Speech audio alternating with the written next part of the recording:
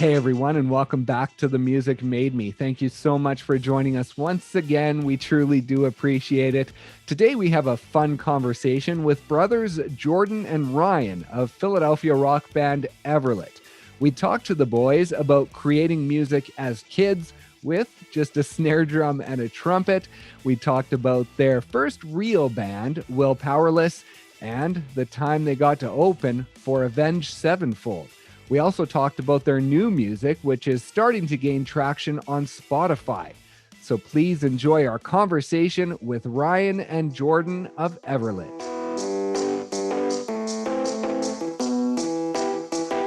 I want to start at the beginning.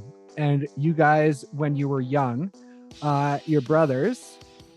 Yeah. So when you were younger, what did that look like for you guys? When did you start getting into music, and did you start getting into it together, or did you have your own paths into it? I'm the older brother by a year, and I got held back in kindergarten, I think it was. Just having like ADD and stuff like that, not focusing. Okay. But so we ended. The math in kindergarten was too tough. No, they would tell me to go to the green circle, and I would end up in the orange circle. So Right. this guy, but so we ended up going through school together, me and Jordan, like through all the same grades and everything, and same friends. But I think Ice was the first one to start getting into like wanting to do the music thing, and then like he kind of decided he wanted to do it too. It was like that thing, like the little brother wants to do what the older brother wants to do, kind of thing. Right. And at first, I kind of was like, no, this is my thing, you know. Y'all allowed in it. And he kept pushing his way, and then he persevered. And were your parents musical? Like, did you have music around the house? Is that how you got into it, or was it your own journey in discovering it yourself? It was our own journey. Our parents weren't musical, but I know our dad did have like he had like one drum in the attic, like just a snare, and we would like take it out and be like banging on it and stuff. And Jordan first started getting into music with the trumpet, right? Yes, sir. Yeah, our parents weren't musical, but our mom's side of the family does have musical talent. She herself didn't, and our dad didn't, but her two brothers were very musically talented. So what type of music was it for you guys, and what age when you started listening to it and figuring out that, hey, this is awesome? We were pretty young, but it was like Nirvana and Offspring, and that kind of stuff that really got us into. I always liked music. Like even as a little kid, I remember like Bop coming on the radio and like thinking, "Wow, that's a great like tune," you know, like or like whatever, like Britney Spears, like just things on the radio. I always liked little like good melodies. I could always music is music, right? Yeah. And then once we started getting into like wanting to play, we started like really getting into like the hard kind of like I don't know, Korn and Nirvana, and because at that time that was like the cool stuff, like Limp Bizkit, Slipknot. When we were a little bit older, this is as we started to get a little bit older, like in our later teens. And when did the instruments come in and starting to play? We were probably playing instruments at 11 or 12. I think we started trying to like actually. I think our first like real band, like well, we weren't. I don't know if you would consider it a real band, but the first band that we actually had like a group of kids playing instruments was probably like 6th or 7th grade, maybe. Oh, okay. Yeah, we were young. We were bad. For a little while, me and Jordan would try to make music with like just that snare drum and his trumpet and like maybe like this random keyboard I think that we had at one point where we would just put on like a little 80s beat, like we'd be like trying to sing over it and stuff. But then I think we got like our first guys together in like 6th grade, and we were pretty awful, but we thought we were good. Did you guys always play together? Have you ever been in bands apart, or have you always been together within your bands? Yeah, no, always been on the same journey. We run a business together. We're best friends. We enjoy doing it. We enjoy hanging out with each other. We enjoy writing music together. We do a lot of stuff together. So. And when did you start writing? when we had a snare drum and a snare and a trumpet. I mean, we've always been writing music. It didn't start like actually turning into listenable music till probably somewhere in high school. But I think, well, I even don't even then, it know wasn't how very good. realisable. I would say like within the last 10 years, like it started to become like real songs. Yeah, yeah. Right. We actually just got our whole discography, I guess you'd call it, from our previous band, Powerless. I don't know, 10 years worth of music that we were little kids and just it was a trip. It's just a blast of like memories, like coming back, like just hearing the old songs, like the times that you used to have. It was a blast from the past. It was awesome. Not good music, but it's fun to listen to go back and be like, I was whoa. like, I can't believe we were that bad. Like, I remember at the time, like, thinking this was good. I was like, are we that bad now? And I just think it's good because Yeah, it's in like 10 our band. years we're gonna look back at this. Yeah, exactly. And was Powerless your first sort of structured professional band for recording? It's the first real band, yeah. We had a couple like he said in sixth grade or whatever when we first started putting together bands. We had a couple previous to that, like I think it was Quake 220 and Venus Flytraps, I think was a name. We had a couple like bad little tries, but the first one band that started that actually did some stuff and was Powerless, and we started really bad as Powerless as well, but we stuck with it, and we ended up doing well for ourselves. We were touring, we were doing good. We got to go out with some of our favorite artists and actually do legit tours and put out some good music towards the end before we started Everlit. Yeah, that was like our real musical growth journey. Like, was in what, like maturing was in Will Powerless, and then I think we switched to the Everlit name. We had a lineup change, and then we started working with a new producer who also helped us find like another level of the maturity in the music. And we were like, I think now is a good time to just rebrand it, because it's got a new lineup, new feel, fresher sound, the better recording and everything. Like, let's just freshen up the image, freshen up the name, the branding. So that's when we switched over to Everlit. And before we talk about that switch over, I want to talk about the American Psycho video. I love it because it's a great set from sort of the left-hand side of the screen over, but on the left-hand side, you have like that classic TV wall unit. And I was just wondering, did you make that set or was that just your living room at home? It was actually our dad's living room. The whole video shot, I guess. We had a couple girls come over as actors and a couple guy actors or whatever, and we filmed the whole thing. And his our buddy, um, who actually was a guitar player for Powerless for a quick stint, he's the one who filmed the video for Oh, us. okay. Because it was filmed really well, but yeah, that set just made me chuckle. Yeah, it's funny. I mean, it makes us chuckle too. We literally just went back and watched it, and we're all giggling about it.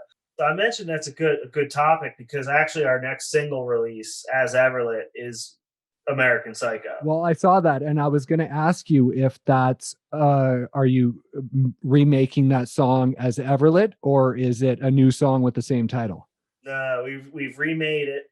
It's recorded. It's ready to go.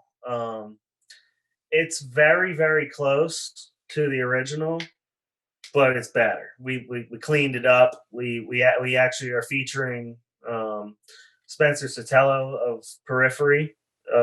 He features in the choruses and the bridge. It's done, produced with Taylor Larson, the same producer. So it's got an overhaul, but the bones of it, like the feel, it still sounds like American Psycho, just better. So you talk about Spencer being on that song. What has it meant bringing him on as a producer for this new material? Oh, well, it meant a lot that he produced it because Periphery is definitely up there in the bands that I listen to. I really like that band, so I've spent a fair amount of time just listening to him sing. and then to be like working side by side with him, and having him throw out his ideas and show me harmonies that he would come up with, and kind of say, hey, try singing it this way. And I was just like, wow, man, this guy, he's really nice too. Like, obviously everyone knows he's talented, but he's extremely fast. Like, you're working with something, he hears it, and he's like, he's singing different melodies, like harmonies, like he was saying, like people would have to sit around and think about for, and he just, it's just, Yeah, he's very that's fast. good. That's a good point. Like for me, I can write catchy melodies and good lyrics and stuff, but it's not like on demand. It's like I have to sit there and kind of like think about it and sing it over and over, and like develop the lyrics. Go back, look at them the next day. He just like rattles off dope lines, and it's like, dude, like, you only had 2 seconds to think about that. You know. Yeah, he's talented. So, yeah, so it was really cool. And then we asked him if he would feature it on the record, because he was at first he was just producing it, and he was a little unsure at first because he was like, a lot of people asked me to do this, and then like we kind of got like cooler and cooler with him as we were working, and eventually when we were working on American Psycho, he was like, all right, yeah, I'd be down to do it on this song, and we were like, I was like, all right, this is like, this is one that we're resurrecting from the past, that this is a good one to have you on. Yeah, he absolutely murders the bridge. So anyone watching this, if you see this before American Psycho comes out, don't leave the song until at least after the bridge, because he destroys it. And with the new material, you guys have been releasing it almost one song a month, basically through 2019. And then 2020, there was, everything that happened. So there wasn't as much. But when was the idea, or when did you come up with the idea to release it one song at a time rather than producing the whole thing and throwing it out as an album? Yeah, so it's kind of we're that was the idea, right? We wanted to put a single out every month or two. Like you said, it's gotten a little bit slower. We haven't had the opportunity as much to get down to the studio to record because everything's kind of quarantined. We have gotten a couple songs done, but yeah, we've slowed down the release. But we decided to do it because we're getting older, and Ryan and I started a company, and we're becoming more selective of the tour opportunities that we want to elect to take on. Right. Um, and back in the day when you were young and it was just a ton of fun to go out, it didn't matter what the show was, as long as you were on the road, you were happy doing it. We're getting a little bit older, so we need to make sure that the tours we take are worth taking and benefit us. So we knew we would be on the road less. We wanted to focus on driving our listeners and our online presence, since we weren't going to be out on the road as much. And if you release an album, you put out 11 songs, then you don't tour to support it, and you don't release any new music, you die after a month or two, and you don't have Right. anything to talk about. So we figured, hey, well, if we're not going to be touring as much, we're going to be focusing on other areas of our life, but we want to keep releasing and writing music. The best way to do that and keep people's attention and keep our fans giving them something new to listen to is let's put out a song every couple months. That way, we constantly have stuff to put out. And you don't just drop it all at once, and then you got nothing to do for 2 years. So Right. worked out good. I think the reception of it has been good because, like I said, people get new stuff more often. It's kind of like a little treat every now and then. You get a new little single drop, and it keeps us busy. We're not as stressed to write music because we know it's getting released slower. Hmm. So we have a little bit of time to wait for the creativity to happen. It's not like you have to get to the studio and you have to write right now. And it doesn't matter what it is, we're releasing it. We get to take our time doing it this way. So we've And enjoyed it. are you going to package it as an album when you're done, or do they just sort of stay as singles and you just are going to keep releasing music when you can? Yeah, we will. At least for this one, we wrote it as an album. Oh, So okay. it will be released as an album. The last 4 songs I think that we've done weren't ever intended to be an album or an EP or anything like that. We might put them all together at some point. In your writing, do you guys sort of write from similar places? We do tend to like write about things that might make you think a little bit. We're like we actually write lyrics about like thought provoking things, which actually I think may have kind of hindered some of our, not success probably isn't the right word, but maybe the amount of listeners we could have. I feel like over the years we've maybe tried to do a little bit too much of like the deeper lyrics, you know? Right. And we've tried to kind of like level that out and get a little more just fun over the years. But that's me and Jacob write the lyrics, and both of our minds kind of go in that direction. So You talk about touring and touring less and stuff. I want to talk about your past touring and the shows that you've been able to play. And it was with Avenged Sevenfold that you won the spot to open for them. Just talk about what that experience was like. We should have retired after yeah, yeah, yeah. That was definitely the best show we ever played. that. Yeah, it was awesome. It was incredible. It was a taste of, what most musicians will never get to taste. The amount of famous musicians compared to the amount of musicians that play and never get to do that it's so lopsided, and it's more often than not you'll never get to experience something like that. So for us to get the opportunity to do that was really, really, really, really cool.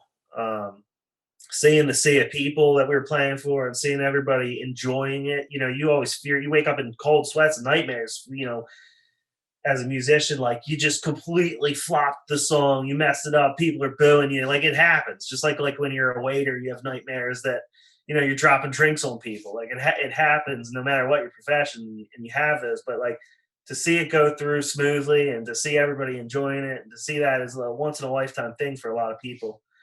And Avenged Sevenfold themselves were incredible. Like they were really, really, really nice. Another one of those bands where, Ryan mentioned that about Spencer. We've been on tour with bands that have egos that they're not a ton of fun to be around, and it's crushing when it was one of your, it ends up being like one of your favorite bands, then you realize they're not cool.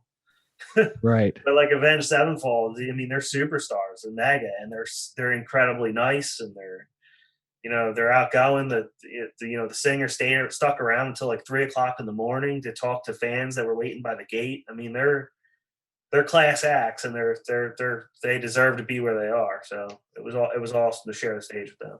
And what was the feeling like for you guys before you went on stage when you're standing there ready to go on? I kind of thought when we first got the news that we were going to play that show, I thought, oh, well, this is really awesome. I was super stoked. But like, I'm used to that, like, no matter, like, a lot of like the good things that have happened to us, we'll get like the end of the stick possible still somehow Right. on like a lot of tours and shows and stuff that we've done. So I'm like thinking, all right, well, they're going to put us on for like 5 minutes, like as the gates just opening, and everyone's still going to be in the parking lot getting drunk. Maybe like, but it'll still be amazing. I'm thinking, even in that case, it'll probably be more people than we ever played in front of before. Right. But then we find out that that Avenged Sevenfold is the only band on, and we're direct support at like 8:30 at night or something, like right before they went on. So like the whole venue was full. There were like 20,000 people in there when we went on. It was like it was insane. So we got like, it was like the best possible outcome for that show too. And now at this point, you've been a band with Everlit since 2014, I believe. Yeah, it's when it was formed, 2014. Okay. And then, so with your new music now, you're currently on the Spotify New Blood playlist. So how weird is that to have had this long journey and now all of a sudden sort of be considered this new band who has this new single out that everyone should listen to? It's cool. It's cool. Yeah, I like it. Yeah, I mean, it is. We're not new, especially if you take Will Powerless into consideration. But like, yeah, Everlit formed in 2014. Our first release was 2015. So you figure 5 or 6 years. We're not a new band. We've been doing it for a while. We've been around for a while.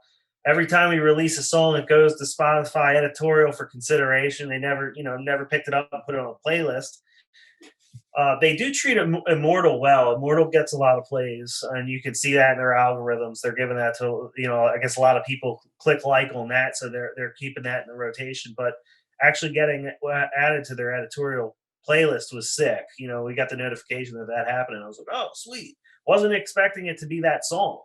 I was expecting, okay, well, it's gonna keep getting declined, and when we put out American Psycho, because it has Spencer's name on it, that's the one they're gonna pick up. They picked up the one before it, so Right. hopefully that plays out sick. That's what I'm thinking. All right, they put us on the New Blood now. Maybe they'll see we're already on their radar. Maybe they'll see this next song come through with Spencer and put us on one of the other ones that they have going on. So just trying to snowball it now. See if we can hit them with some. We got a lot of good music coming. So Yeah, we're happy to be on it. And talk about the future, because like you guys say, you have a business, you have day jobs. I know you both got married in 2019, so you have that part of life. So where does the music fit right now, and where do you see yourselves going in the next couple of years? Well, in my opinion, Everlit is really just something that we're doing because we love it. So if we never become some mega huge band, that's fine. I'm perfectly fine just writing the songs and releasing them because we love to do it. But I think we're going to continue to write them and continue to release them at the very least, because we just enjoy to do it. We enjoy each other's company. We enjoy writing together. We enjoy listening to the songs that we created together. So we're going to continue to do that. And I think we're at a point in our lives where, like Jordan said, we have to be selective about what we're doing. Like, we'll gladly jump on bigger shows or a bigger tour if it's worth our time. We're not going to be going out and playing, at billiards and stuff anymore, because we're just like, we have bills that we have to pay, But I think my hope for this band would be that we can just continue to put out really good music that we enjoy and that the fans enjoy, and that maybe at some point one of them will pick up to the. I would like for the streams and like the views to pay for everything that we're doing as a band. I think that would be really cool, in my opinion. Like, so if we want to record a new $7,000 music video, that's not coming out of our pockets. We've created a good enough buzz online that we can just that the band pays for that itself. If we wanted to have like $10,000 in the pocket to go out on tour for 2 weeks with a bigger band and not sweat over money, the band pays for it. That would be where I want to get with the band. Yeah, and we've pretty much committed to the fact that we're going to be an independent band. Right.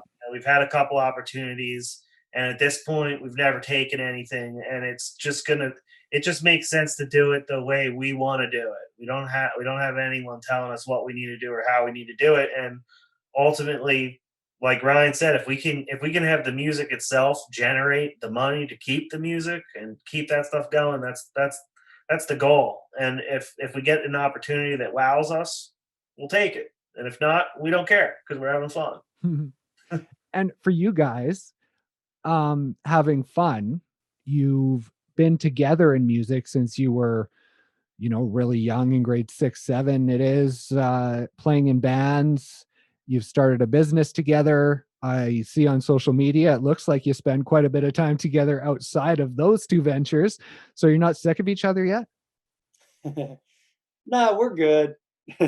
When we do bicker quite a bit, but we're like, we'll get back to being best friends 5 minutes later. We used to actually, before we got married, we lived together too. So we were working together. There was more bickering then. Yeah, we were living we had an apartment, a little house that it was like a little bachelor pad, and then the band practices and the tour, we were like always together.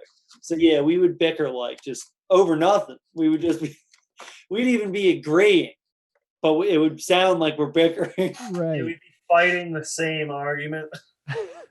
Yeah, we'd be fighting that we agree with each other, but now, yeah, we don't bicker that quite that much now that we live separate. So that's good. And do you think you guys would be on this path? You would be in music if it wasn't for each other? If you had to do it on your own, do you think independently you still would have found this path in life? I don't think so. I think I would have probably given up on it a long time ago. Because Jordan really became like, especially in the Will Powerless time, like he was the one booking all our shows, making the contacts. Like, I was doing like my part by writing lyrics and coming up with all the melodies and doing a lot of the graphic design and artwork and stuff. But like, I never had the drive to like book the shows and get us on the tours and that stuff. Are you planning on doing it again, like releasing a song every month and then packaging it? Or the songs you're writing now for what's next, are they just going to kind of come out as their own songs? Yeah, I don't know if we're gonna do it as an album or not. Probably once it gets to 12 singles, but we're not recording it as an album this time. Like last time we went down and we did it all basically at one point, now it's gonna be a little more spread out. But COVID's also like screwed it up. We've only like recorded actually gotten 3 of them recorded and ready to go. We're still writing in over Jordan's house in our little home studio, but like we're not recording them professionally yet. So there is probably going to be a little bit of downtime because of this. After those 3 songs come out, or we might have to spread them out a little bit further and do like 4 months in between so that I mean, this thing has affected everybody, but the studio wasn't even open for half the year, so. Right. Well, we will look forward to that album and we'll look forward to new music. And then maybe it'll be perfect timing once everything sort of goes back to normal and we'll see a jump on a few tours as well. Yeah, that would be great. Awesome. Well, thank you guys so much for joining me and have a great day and get back to work and we'll talk to you again. All right, man. Yeah, looking forward to it.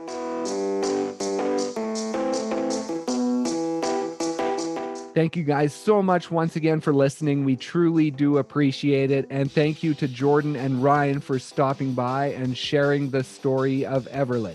Please make sure you are liking, sharing, following, subscribing to us on whatever streaming service you are listening on. And please be sure to head over to social media and give us a follow there as well.